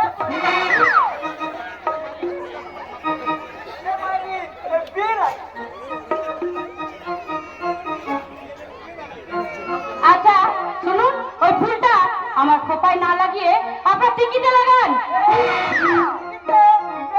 তাই বলো। হ্যাঁ, এমনিতে এমনিতে আপনার যা মিষ্টি কথাবার্তা, তার উপর মিষ্টি মুখ করালে কথার একেবারে ফুল ঝুরি এসে পড়বে। বেশ, তাহলে আমি আসি বাবা। এবার যেদিন আমি আসবো সেদিন কিন্তু মাথায় টুকুট নিয়ে আসবো। হ্যাঁ, তাই এসো, আর আমি তোমার জন্য মালা গেঁথে রাখবো, একেবারে জুতোর মালা।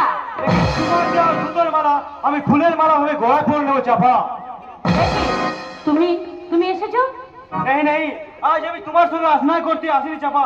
এসেছি আমার ইনকাম নিয়ে এই শূন্য হৃদয় দিলটাকে ভরিয়ে নিতে।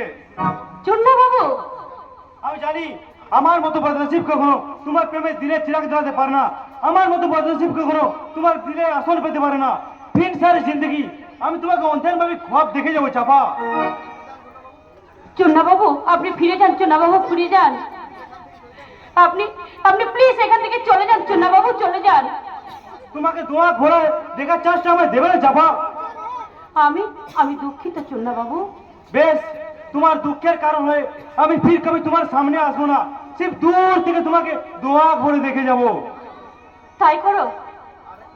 আর একটা বাচ্চা বা তোমার সুখের দিনে হয়তো আমাকে ইয়াদ হবে কিনা তা জানি না, লেকিন দুঃখের দিনে যদি আমার কথা কখনো ইয়াদ হয়, তুমি আমার কাছে এসো, আমি জিন্দগি ভর তোমার পথ চেয়ে রইব। চুল্লা, হ্যাঁ, বাতো কি বাত, তুমি বোধ জানো না যে আমি একটি চাকরি পেয়েছি। তুমি চাকরি পেয়েছো চুল্লা বাবু? হ্যাঁ, এবং আমাদের অফিসে একটি লেডি ক্লার্কের পোস্ট খালি আছে। তোমার চাকরি করা মর্জি হলে তুমি আমার সঙ্গে যেতে পারো। সত্যি সত্যি আমি চাকরি পাবো চুল্লা বাবু? হবে কি তা উপরবেলা মালুম, লেকিন বসকে আমি তোমার সব কথা বলেছি। বস বলেছে ইন্টারভিউতে পাস করতে পারলে চাকরি জরুর হয়ে যাবে। ইন্টারভিউতে পাস করতে পারলে আমার চাকরি হয়ে যাবে, কিন্তু এত সুখ কি আমার কপালে সইবে?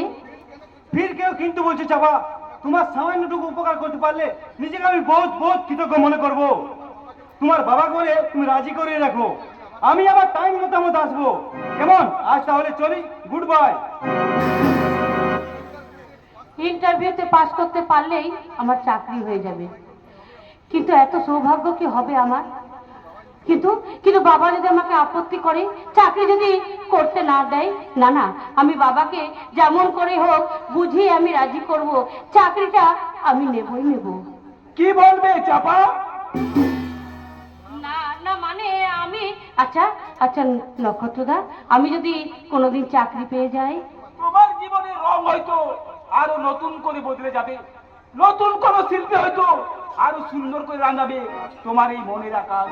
আর সেই মনের আকাশ থেকে এই অভাগা নক্ষত্র একটু একটু করে দূরে মিলিয়ে যাবে। আমার আধার মনের আকাশে একটাই শুধু নক্ষত্র উঠেছে, সেই নক্ষত্র যদি হারিয়ে যায়, তাহলে তাহলে আমি যে আর বাঁচবো না, আমি যে তিলে তিলে শেষ হয়ে যাব, আমি অন্ধকারে হারিয়ে যাব নক্ষত্রদা। চাকরি ক্ষেত্রে আজ আমি তোমায় বাধা দেব না, কিন্তু কিন্তু যেদিন তুমি আমার সঙ্গে ঘর বাঁধবে, সেই দিন হবে তোমার চাকরির জীবন ছুটি। নক্ষত্রদা, তুমি তো নারী, চাকরি করা তো তোমার মানায় না। যদিও আজকের দিনে নারীরা সমান তালে পুরুষদের সঙ্গে পাল্লা দিচ্ছে, তবুও আমার কথা সম্পূর্ণ আলাদা। নারীরা তাদের প্রেম প্রীতি ভালোবাসা দিয়ে সাজাবে এই সোনার সংসার। দিনের শেষে ক্লান্ত পুরুষ যখন ঘরে ফিরবে, তখন নারী তার সেবা ও ভালোবাসা দিয়ে ক্লান্তিকে দূর করবে। আমার আমার অন্যায় হয়ে গেছে নক্ষত্রদা, আমার আমার অন্যায় হয়ে গেছে। আমার কি আর ভুল হতে পারে, কিন্তু কোনো অন্যায় হতে পারে না। আচ্ছা চাপা, এতদিন পর আমি তোমাদের বাড়িতে এলাম, তুমি তো জিজ্ঞাসা করলে না কেন তোমাদের বাড়ি এসেছি। সত্যি তো, আজ তোমার বাড়িতে দাদা বৌদিকে নিয়ে হাসির হাট বসেছে, আর তুমি সেই হাসির হাট ছেড়ে দিয়ে এই কান্না ভরা তেপান্তরের মাঠে কেন এসেছো নক্ষত্রদা? এসেছি তোমার বাবার সঙ্গে কিছু কথা বলতে। কিন্তু বাবা তো বাড়িতে নেই সে নক্ষত্রদা। কি কথা? বাবা তো একটু আগে তোমাদের বাড়িতে তার মেয়ে জামাইকে আনতে গেছে। তোমার বাবা আমাদের বাড়ি গেছে? এই যে মহাঅনর্থ কবে? কেন কেন, অর্থ কিসে? ভোলার সময় এখন নেই চাপা, আগে আগে তোমার বাবাকে চরম অপমানের হাত থেকে বাঁচাই, তারপর আমি তোমাকে সব কথা বলবো। নক্ষত্রদা। চলি, গুড বাই। বাই নক্ষত্রদা, গুড বাই। আশ্চর্য, এই নক্ষত্রদাকে আমি আজও চিনতে পারলাম না। আসলে আসলে নক্ষত্রদা শিল্পী তো, তাই তাই আমি নক্ষত্রদাকে আজও চিনতে পারলাম না।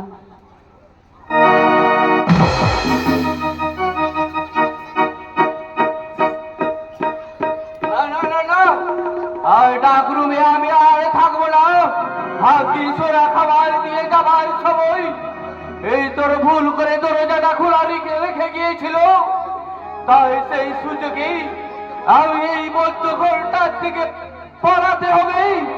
কিন্তু এই নরকখণ্ড থেকে খোল থেকে পালাবো, নইলে ওরা যে আমাকে বাঁচতে দেবে না। কিন্তু কোন দিকে পালাই? সদর দরজা দিয়ে যদি কারো নজরে পড়ে যায়, না না না, আমি বরং পেছনে দরজা দিয়ে। পেছনের দরজা দিয়ে কেন কঙ্কন? তোর জন্য তো সদর দরজা সব সময় খোলা আছে, ইচ্ছে হলে ওই দরজা দিয়ে। দাদা তুমি? হ্যাঁ আমি। তুই ভুল করে যদি ওই পথ চিনতে না পারিস, তাই আমি তোকে পথ দেখাতে এলাম। এখন বল, তুই কোন পথে যেতে চাস? জীবনে মরণে। তার মানে তুই যদি আমার কথা মেনে নিয়ে তোর নামের সম্পত্তি আমার নামে লিখে দিস, তোর জীবনের পথ আমি সুখ, হাসি আর আনন্দে ভরিয়ে দেব।